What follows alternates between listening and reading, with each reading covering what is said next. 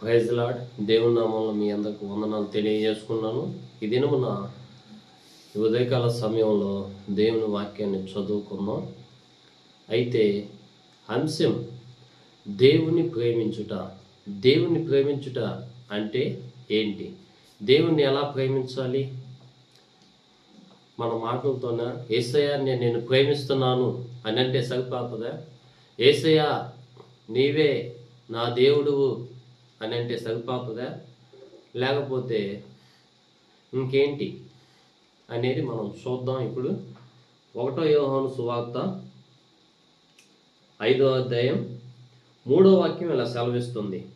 మనం ఆయన ఆజ్ఞలను గైకొనుటయే దేవుని ప్రేమించుట, ఆయన ఆజ్ఞలు భాగమైనవి కావు.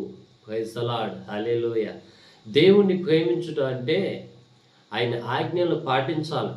చాలామంది యేసయ్యని నేను ప్రేమిస్తున్నాను, నలుగురు భోజనాలు పెట్టేయటం, లేకపోతే ఏదో ఒకటి చేసేయటం, లేకపోతే 4 సేవకులను పిలిపించుకొని ప్రార్థన పెట్టుకొని వాళ్ళకి ఏదన్నా భోజనాలు వండి పెట్టి కానుకలు ఇచ్చి పంపించటం, అంతవరకే చేస్తున్నాం.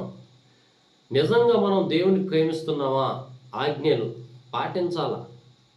మనం ఆజ్ఞలు పాటించకుండా ఏమీ లేకుండా నేను ప్రేమిస్తున్నానంటే యెషయా వీళ్ళ గురించి చెప్పాడు. ఎలాంటి వాళ్ళ గురించి ముందుగానే ఏమని?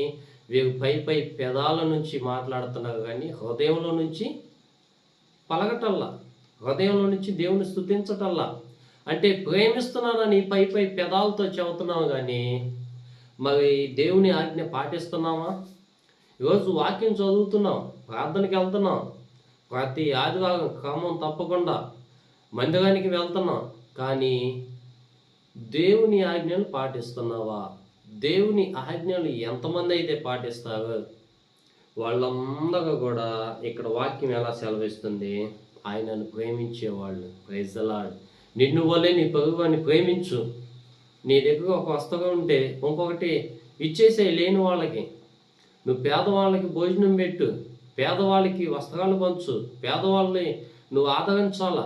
ఈ 10 ఆజ్ఞలు పాటించాలా. నువ్వు ఇదేది పాటించకుండా ఏమి లేకుండా నేను ప్రేమిస్తున్నానయ్యా అంటే ఎలా కుదురుతుంది? ఆ దేవుడు ఒప్పుకోడు. కాబట్టి ఎక్కడి నుంచి అయినా దేవుణ్ణి ఎలా ప్రేమించాలంటే ఆయన ఆజ్ఞలు పాటించటమే దేవుని ప్రేమించటం. చాలా సింపుల్.